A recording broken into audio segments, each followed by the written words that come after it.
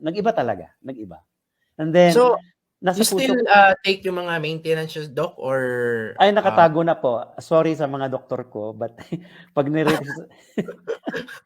kasi nagpapa-blood chem ako, nag-blood chem ako like since February, third time na ngayon, and then my kidney function was, I mean, it used to be like around 60 lang. So pag 60 na kasi ang kidney function mo, yung GFR yan, ang tawag din is glomerular filtration rate. Yun ang magdidictate, magsasabi kung how good your kidney is in terms of its function. And it was like as low as 60. Pero nung nag-barley ako after 3 months, it was 97. wow. So Galing. that classified as excellent na yan. So saan ko pa ba yan, ano pa bang pinagkautangan ko ng loob ko, di barley naman talaga. Wala naman akong ibang iniinom na. Until now, nakatago na lahat yung gamot ko. Kahit metformin ko, sa lahat po, wala akong iniinom na. But barley every day. Yeah.